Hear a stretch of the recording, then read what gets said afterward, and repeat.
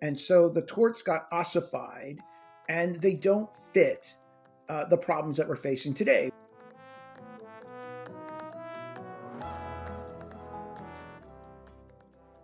Holding the makers and users of technology accountable for the harms that it creates. It's that simple.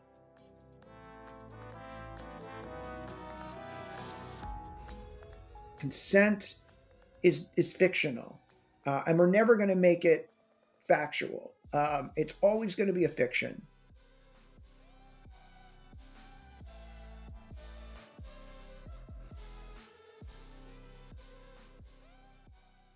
Hello, everyone. I'm Sergio Maldonado, and this is Masters of Privacy, a set of interviews covering the intersection of marketing, data, privacy, and technology, with a clear goal in mind, which is redefining the relationship between people, brands, and media around transparency and control. Which is to say, we're aiming for real customer centricity, or if you will, human centricity. We regularly talk to DPOs, CMOs, CDOs, and whoever else we find interesting and able to share valuable insights. So we hope you like it. Please do reach out if you have any ideas on future topics or speakers.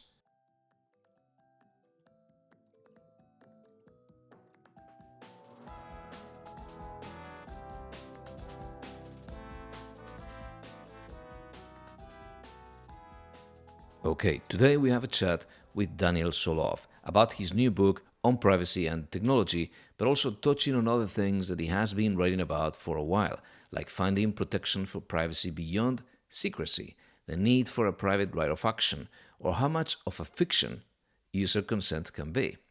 In case you do not know Professor Solove, he is the professor of intellectual property and technology law at the George Washington University Law School.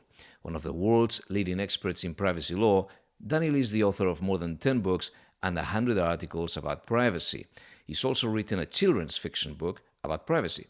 He's one of the most cited law professors in the law and technology field. Daniel has been interviewed and quoted in hundreds of media articles and broadcasts and has been a consultant for many Fortune 500 companies. It is to him that we owe the famous taxonomy of privacy harms, as well as very recent papers on privacy in AI or privacy and data scraping. Let's go for it.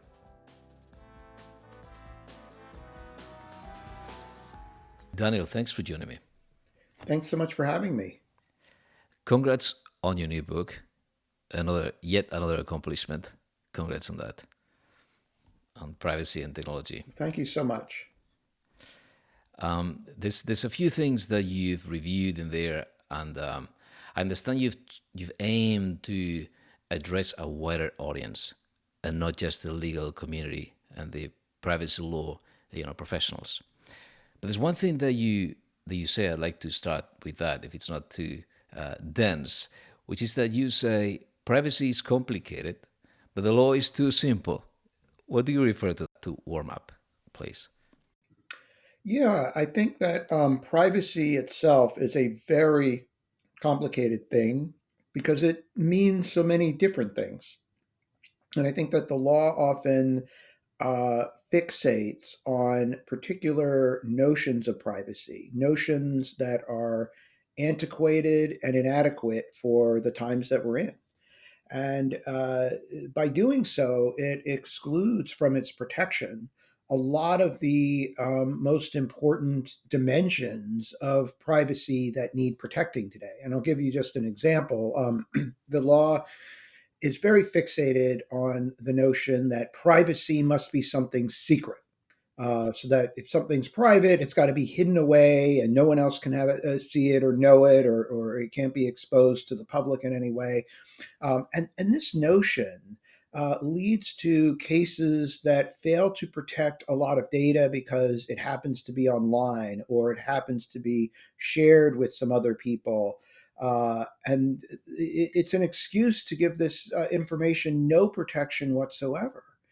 And I think privacy means a lot more than just secrecy. I mean, some cases people want to hide information, but in a lot of cases, people want to be protected from certain uses of information to potentially defraud them or harm them. An example would be, I my voice is available on the internet in many ways. It's available to the public. Does that mean that I have no protections in my voice, that anyone can take my voice and use AI to replicate it and clone it and use it however they want? And I think that that's just one example of how the law, I think, unfortunately, is too simplistic with privacy, viewing it as this binary Yeah. where it's either totally private or totally public. I think that we really see so much in between. And so recognizing the complexity of privacy and getting the law to catch up is essential if we're going to address these issues in modern times. Thank you. So, putting aside the simplicity of the law for now, you did write a paper on data scraping, which exemplifies this, right? Public data that some company could grab from anywhere. It's public, it's not secret, and yet it calls for protection. But something that you've written about and I really find very interesting. In the context of the US and of the Fourth Amendment, you did explain how the Supreme Court has been escaping this trap of what you call the secrecy paradigm. Can you elaborate on that, please? Yeah, so for a very long time, the Supreme Court and other courts as well, in other contexts, the Supreme Court in the Fourth Amendment, which is the amendment that protects against law enforcement surveillance and gathering of data, the Supreme Court held that the Fourth Amendment doesn't apply to any police gathering of information in public, which means that the police can do it without any oversight whatsoever. There's no protection if the Fourth Amendment doesn't apply. And the court uses a test to see if the Fourth Amendment applies, and that's a reasonable expectation, a privacy test. So the conception of privacy is built into the applicability of the Fourth Amendment. So the Supreme Court had, in a series of cases, said if something is exposed to the public, it's not private, and it for a very long time pushed this very simplistic binary. And it would say, hey, if you share information with a company, so your phone company has your information, no expectation of privacy. What you put out in the trash, no expectation of privacy because you've left it for the trash collector to get to it. No expectation of privacy if someone took a beeper, a tracking device, and stuck it to your car. But in the last 10 to 15 years, the Supreme Court has finally started to rethink some of these old cases. And in a few cases decided in this past decade and a half, the Supreme Court started to backtrack, and it said that in fact, sticking a tracking device to a car was a violation of the Fourth Amendment. And then it went further in a case called Carpenter. It went further to say that cell site location data, which is the location tracking data of where someone went via GPS, that data was private, even though it would be information that could be available publicly, and that the police could follow someone around and see where they drove. And ordinarily, the court, under its older conception, would have said, well, the police could, in fact, follow someone around all the time. It's exposed to the public, therefore it's not private. But here the court said, well, there's a difference because there's so much data being gathered, and it's a pervasive amount of information, and it can be aggregated and used to make a lot of inferences about people's lives. We need to kind of draw a line and say, there has to be some privacy protection here. The court kind of left this in a rather unfinished state, which is typical for the United States Supreme Court. It decides pretty narrowly. It's very uh, it lacks a lot of courage to kind of take bolder positions. It kind of picks and plucks at at areas of law and leaves just a lot of kind of unresolved, vague questions in the aftermath. And that's what happened with Carpenter. It did this. It didn't really overturn the doctrines before. It just said, hey, okay, there's a line somewhere, but we really don't know where that line is. And that's kind of where we are now with the law, where lower courts are trying to figure all this out. And we'll see just how far the Supreme Court's start in Carpenter really goes. But we'll have to wait and see how that unfolds. I think it's unfolding more slowly than it should. I've long thought that the court's doctrine on privacy and its conception of privacy has been way outdated and long overdue for a complete overhaul. Uh, but that's where we are. Yeah, thank you. From a European perspective, the US approach to privacy, it's a combination of this, so the Fourth Amendment, and the privacy torts.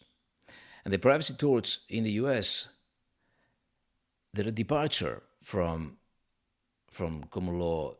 It's a very American thing, right? The privacy torts. Do you think that both these torts and the Fourth Amendment have shaped, or basically that common law and case law and the whole logic of the US legal system has had a very big impact on your taxonomy and on your philosophy of privacy, in the sense that it is bottom up, based on real cases and real challenges that people have faced in the real world? And what do you think about the privacy torts? The privacy torts emerged in 1890. They're actually completely a statute rather than a common law development. Um, so we have going on in the United States in different domains, the growth of different areas of law. Fourth Amendment law is its own track. And then we have the law regulating uh, what various Yep. private sector entities, non-government entities can do. And for a long time, it was the privacy torts that were originated in an article written in 1890, but didn't really start to become adopted by the states in the common law until the next century, until the 20th century. And then we see over the course of about 100 years, more and more states start to embrace the privacy torts. Now, the problem with the privacy torts, and the reason why I don't think they're relevant to a lot of modern privacy problems, is that the privacy torts were born to respond to the problems that existed in 1890, which is that we had a highly sensationalistic media, and there were new technologies such as photography that Warren and Brandeis were worried about. And the torts grew up really based on trying to combat that set of problems, not big data. So the torts you weren't necessarily have to be constrained to the media, but they grew up in response to that.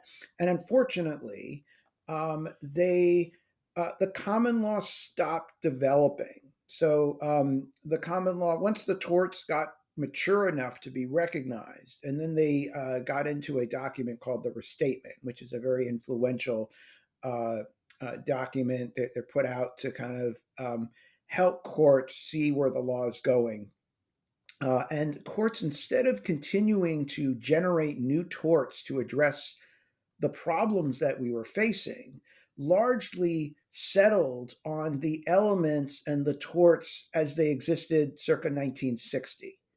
And so the torts got ossified and they don't fit the problems that we're facing today, which is big platforms taking massive amounts of data and doing all sorts of things and algorithms manipulating what gets displayed and various trade and sale and sharing of data between different entities. All this just doesn't quite fit the model of the torts, and the torts stopped evolving. And I think if you woke the authors of the article, Samuel Warren and Louis Brandeis, up from the grave, and you read their article, they would say our article is about that the law should constantly be evolving to address these problems. So they would be appalled at the fact that the kind of torts kind of froze in 1960. So the torts are kind of, they apply here and there, but they're mostly out of the picture because they really haven't evolved to address the problems that we're facing. So what we saw in the United States is a bunch of waves of privacy legislation, and we saw the first happen in the 70s in response to, one of the early laws was a response to Watergate, the Privacy Act, which regulates government agencies. It's become very relevant today with what's going on with Musk starting to try to go and gather all this data about everybody in government records. So that law applied there. And then we had a series of federal privacy statutes that address privacy in different contexts: privacy of video records, privacy of children's data, and so on. We had what's called the sectoral approach in the United States. We didn't have this omnibus law like the EU has with the GDPR, but there were laws addressing privacy throughout the 70s, 80s, and 90s. Those federal laws largely dried up around 2000 when Congress became so partisan, and I think almost it's a dysfunctional body at this point. It's not we don't really have a functioning legislature in the United States anymore at the federal level. But then the story takes an interesting turn because the states have started to jump into action.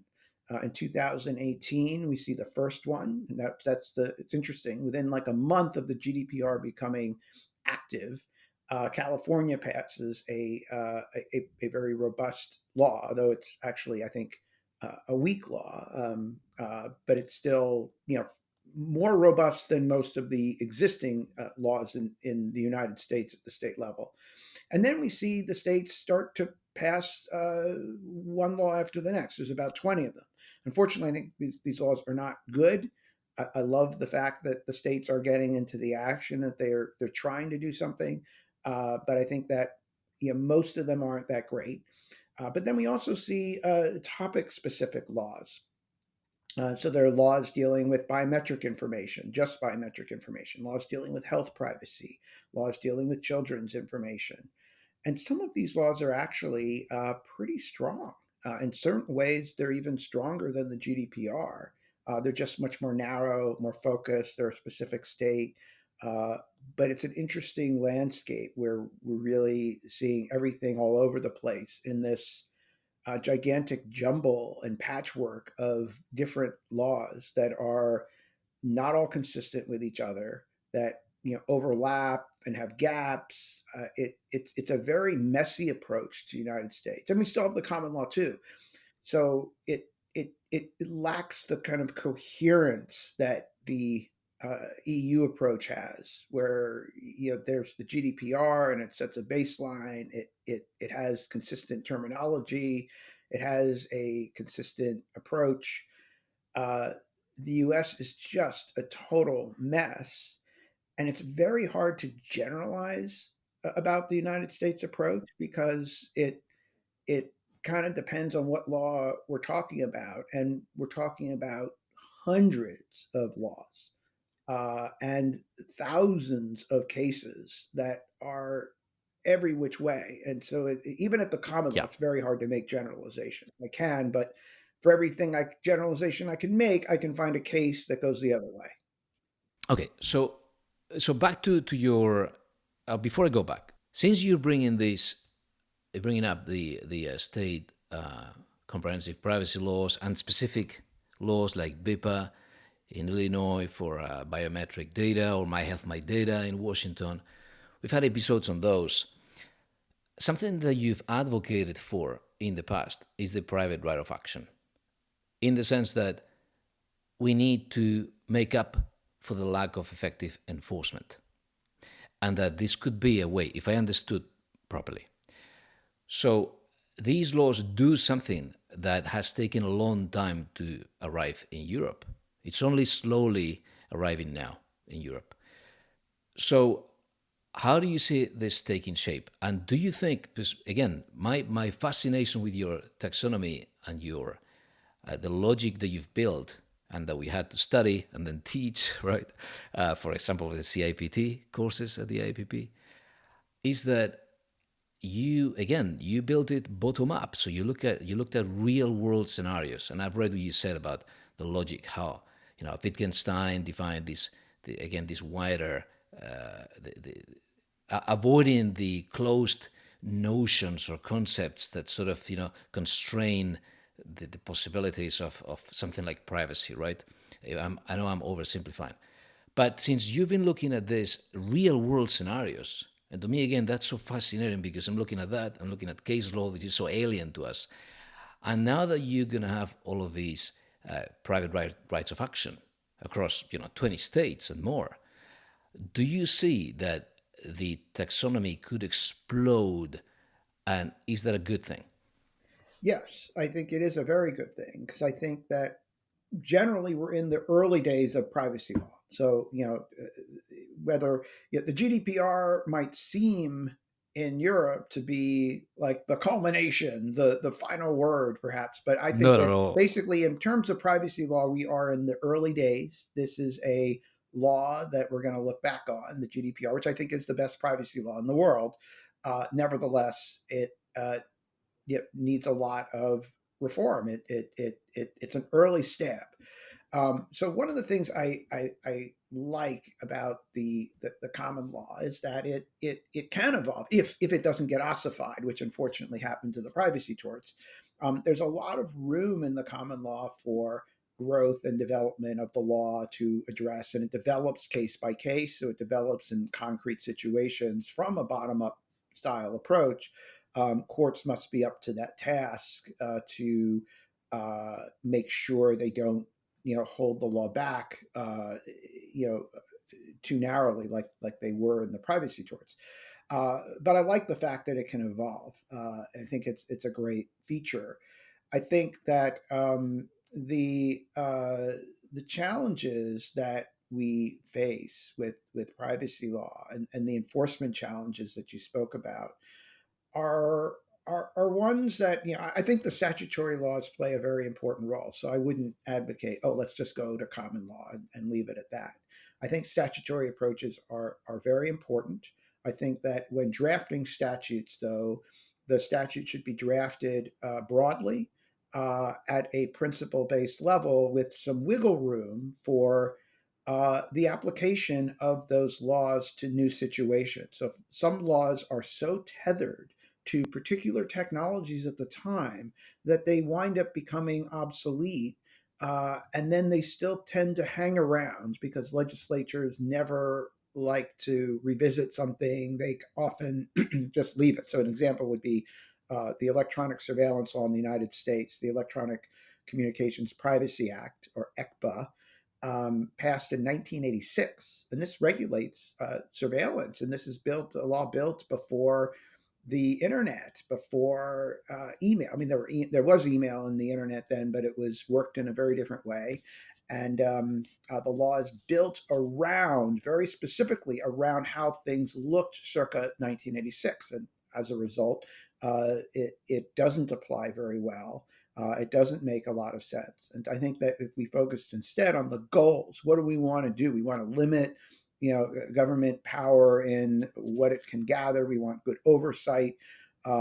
We look at the aims that the law must achieve, and then we reinvent the specifics as the technology evolves, instead of trying to bake the specifics into the law, which then build a law around technology that's going to be different tomorrow.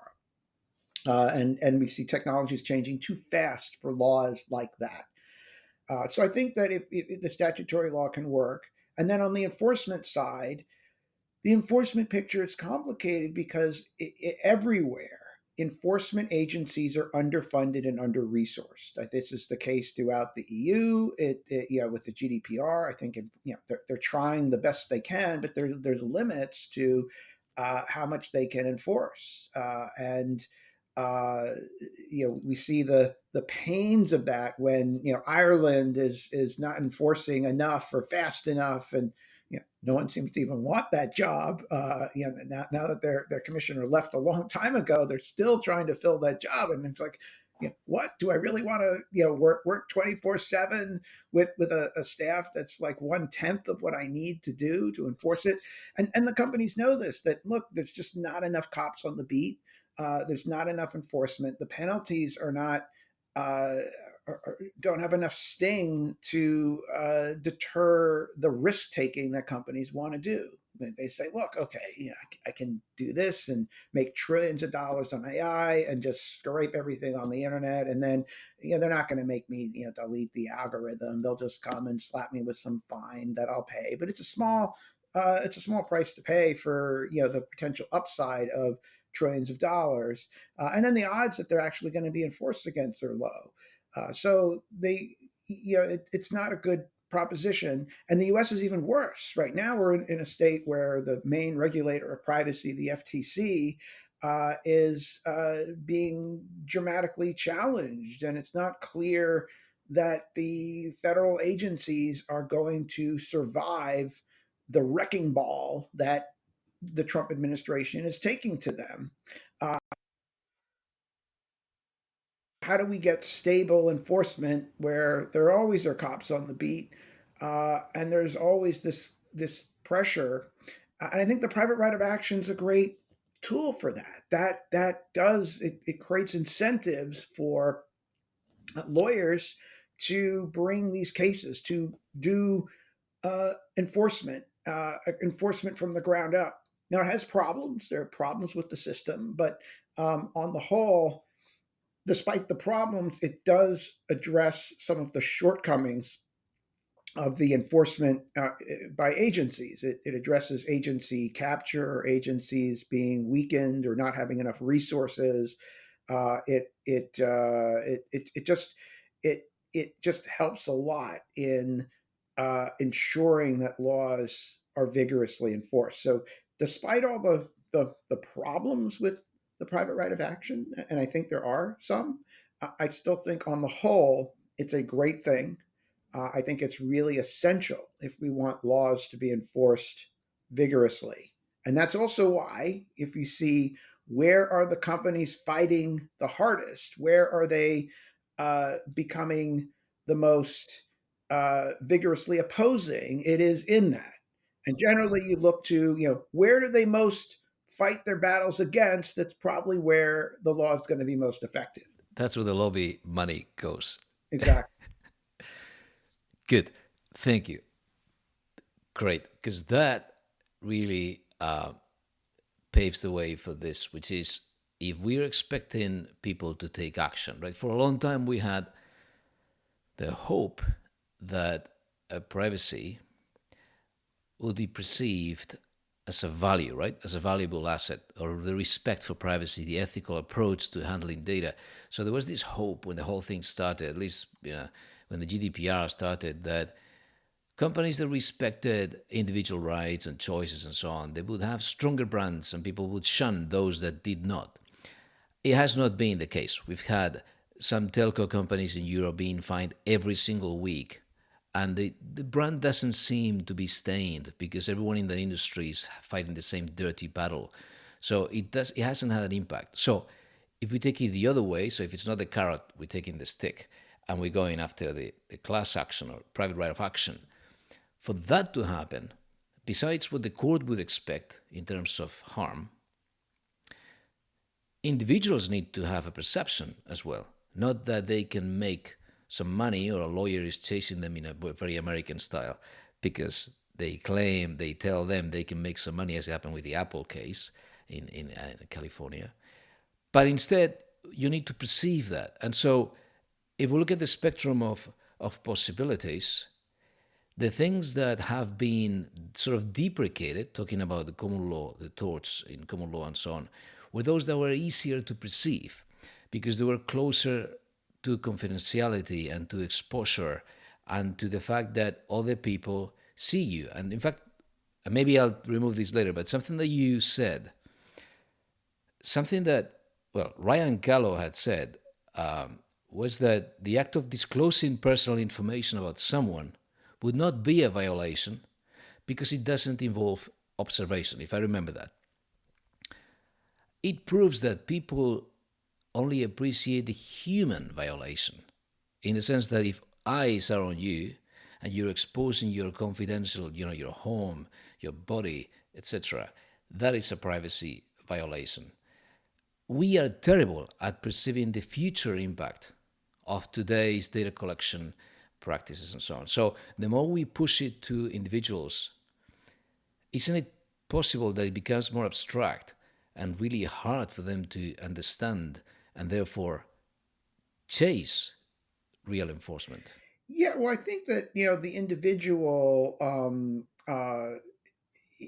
can struggles to perceive the risk of what could befall them when they disclose or share data. And the average individual is not going to understand how AI works and all the stuff going on behind the scenes. I think when you see polls of people, they will say that they value privacy a lot, and they do perceive that their privacy is greatly under threat in the modern world. So they kind of have a general sense of this, but in the specifics, uh, they don't really fully understand all the uh, what's going on in this kind of backroom clandestine world of the data economy.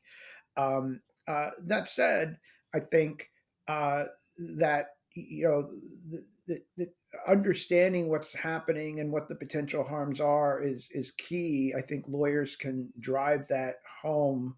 What they really need to do is convince courts of that. The A lot of the class action lawsuits don't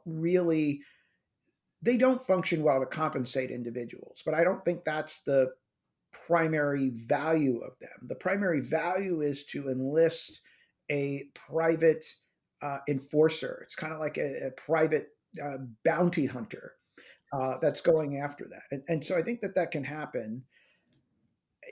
There's a lot in what you had asked, a lot of different things to respond to. Really great points and things I would love to respond to in terms of how to understand privacy, the trust of companies. When I look at the trust of companies, that despite that, I've seen polls where, oh, how do you trust this company with privacy, and that turns on um, just generally overall good feelings about a company.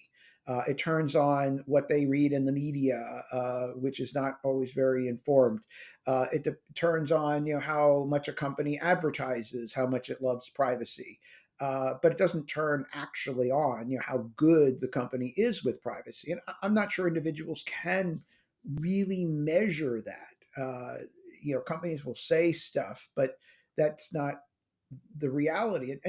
It's hard to fully measure that because we just don't know all the details of what goes on behind the scenes. To evaluate, I can't fully evaluate how good a company is on privacy because I would need to talk to the privacy officer. I would need to, what kind of training do they have? How many personnel do they have? What resources do they have? I'd like to see their vendor agreements. I'd like to see their privacy impact assessments. How good are they? A lot of them aren't very good because they have a very narrow conception of privacy. What are your policies and procedures? How do you integrate with the engineers and the designers of the product?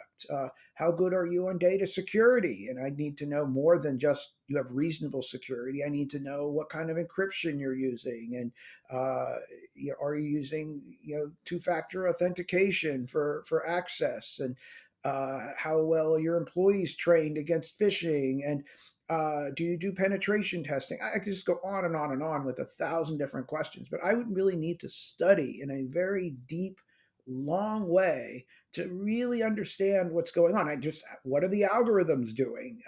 Not just the logic of the algorithms that the GDPR says you can get, but I need to know the data the algorithms are trained on, which is constantly changing and being updated. But data in, data out. The data you put in affects the output. So I need to know the data that's going in. There's just so much to know that I just don't think can really be really readily knowable, even by experts. So it's very hard to make the assessment like, is this company good with privacy or not? And I think ultimately the law, that's the job of the law. It needs to make sure that uh, people are protected. I make an analogy in my book about going into the supermarket and buying milk. We can go into the supermarket and buy milk, and we know it's not going to kill us. Though in the U.S. that might change with the current the current administration, but just generally in modern civilized society, right? You can buy milk, and you don't have to worry about its safety. I can look at the price and taste and just decide which milk I buy, and I know it's going to be okay, and that I don't have to become an expert on milk production. I don't have to learn about how it works and read treatises on it. I don't have to research each farm and its safety. I can just buy this milk and know that it's going to be okay. And you know what? If it's not okay, if it does harm me, I can sue.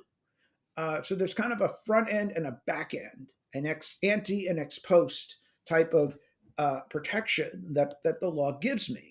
Now, this wasn't always the case. It used to be the case that milk, there wasn't regulation of food, and manufacturers could just stick in anything they wanted. And they did, in fact. They could mislabel the food. With milk, they put in formaldehyde, and then people were wondering why all these babies were dying. Well, because the formaldehyde, you're poisoning the milk just to make it taste sweeter when it went rotten. Um, so in modern times, we've have reform. We have laws that protect us. We know that someone has our back. That experts who know how to inspect the farms and make sure the milk is safe are uh, watching, and then they know that they have accountability. If they do harm people, they're going to get sued, and they're going to get in big trouble and pay a big amount of damages in a lot of court cases, and it's going to hurt. And that incentives are all right. And we have a system that works. With technology, it's buyer beware. I'm supposed to figure out if this is safe. I have to figure out the risk, and I have to somehow become an expert computer scientist. I have to, get a PhD in AI. I need a team of expert uh, engineers to help me figure out, like, what is this algorithm going to do, and how is my data going to be used, and is it going to hurt me or not. um, it's just not feasible, and it puts us with technology. It's weird. We forget everything we've learned about other areas of law, about car safety, about food safety, and we make it the law of the wild. Yeah, I guess the pushback against that would be that there was cause and consequence, right, in this physical world, and we could wait for 3 days and maybe someone would die because of the milk, and wait for the car to crash, and this causality, and that permeates, so that has a spillover effect on something that you include in your book, which is the notion of consent.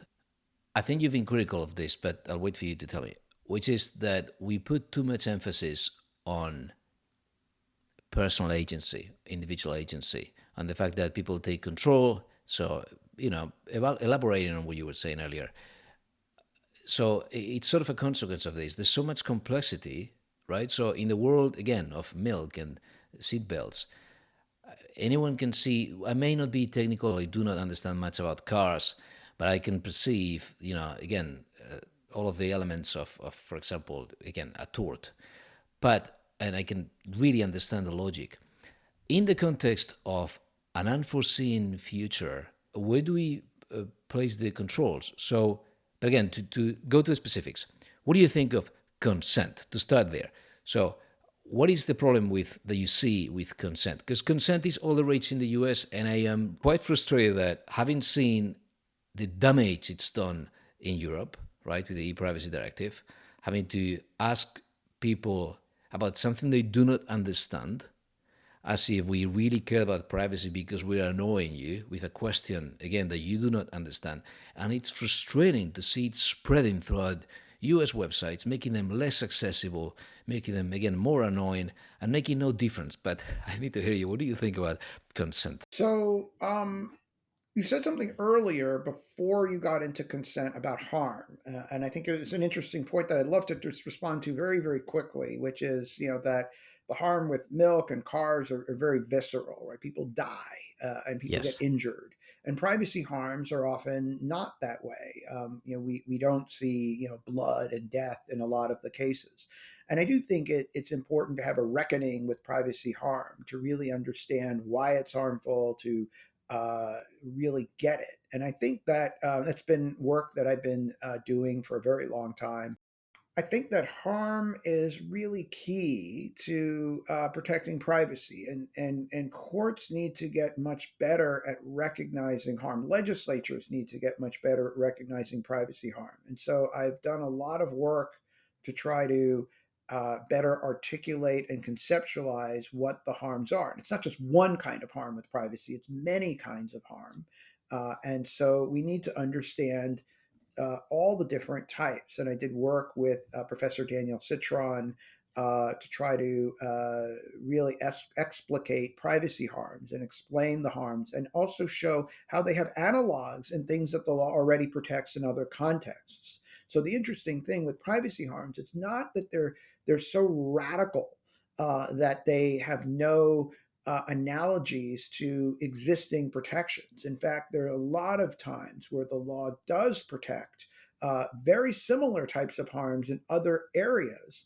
But when it comes to privacy, courts just don't fully understand it, uh, seem to struggle to see how it's analogous to other things, seem to be, I think, oftentimes caught in the thrall of technology, so intimidated by technology that they almost kind of freeze like a deer in headlights. I see this with legislatures, I see this with courts, I see this generally with technology.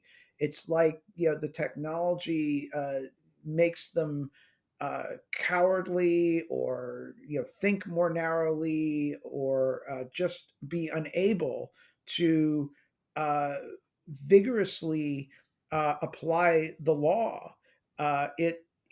It really impedes them. And so I say in the book, we must avoid letting fear or worship of technology get in the way.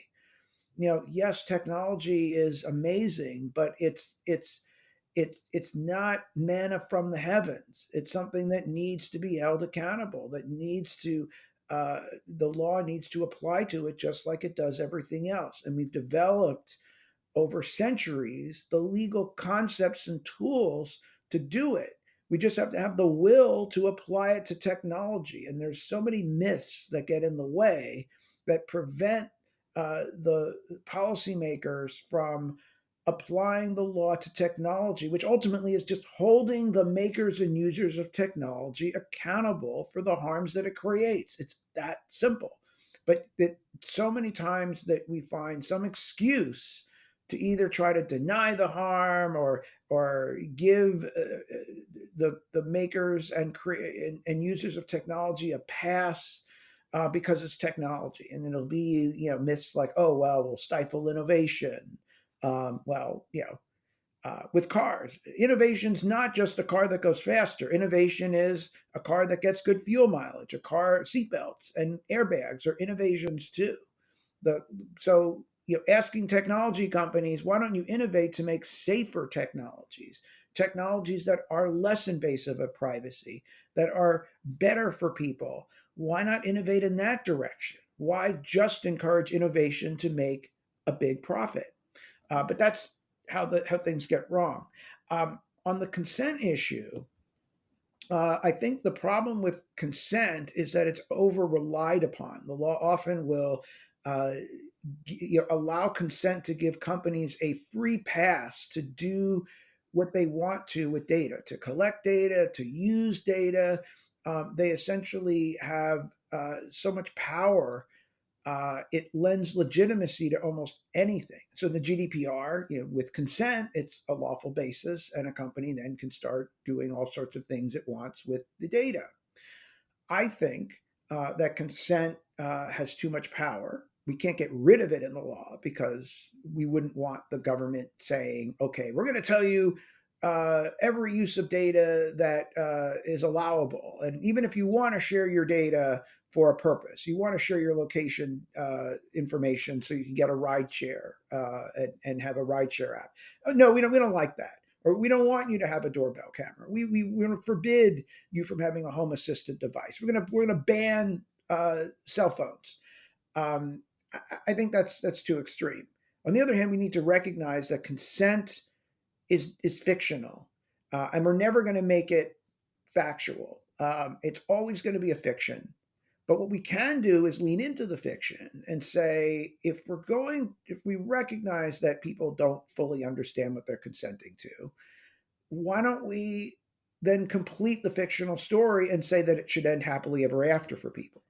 So I might not fully know what I'm consenting to, but the law can be a backstop to make sure that it's not gotcha, that I don't consent to something that ultimately winds up harming me or that is used in ways that I don't expect. So just that I say, okay, the law can kind of backstop it and say, okay, well, is what I'm consenting to in my interest? Is what I'm consenting to going to harm me? Is what I'm consenting to what I expect? And if it upholds these duties and makes sure, like, yeah, okay, if it's what I expect, it's not harming me, and it's in my interest, then yes, you know, go for it. You can use it. But if it's not, um, you can't. And that's where the law can have our backs. Knowing that, look, I really don't fully understand the what I'm consenting to or not. I can't. I can't figure out. Is it good to have smart lights? Is it good to have a doorbell camera? It depends on what data is gathered and how it's used, what algorithms are going to do with that data, which I have no idea and wouldn't be able to know unless I actually, worked in the companies and saw what they're doing and did all that work to fully understand their privacy programs, privacy impact assessments, how their algorithms work. I can't do that. So I can't make the risk calculation. I have certain expectations. I have certain, uh, you know, I basically want to use a product and use technology where the benefits outweigh the costs or the risks, right? Ultimately, that's the general thing people, make the calculation. Is this technology going to help me more than it hurts me? What are the risks? Is it worth it for the benefit I'm getting? That's the deal that people are trying to make. They're not able to really make that given the information that they have, the knowledge that they have. So these consents are meaningless. But that said, I think the law can step in to say, okay, we're going to prevent the gotcha where you say yes, but then the information's used in ways that, like, we know that people didn't expect. And we know that are not in people's interests and are going to harm them. But hey, we got their consent. They clicked accept, so we'll just let them do it. That's where I would say that's the intervention I would make. No, they can't do it if it's not good for the consumer. Thank you, Daniel. This and much more in your book on privacy and technology, so we'll add a link to that. Thanks again. Thank you.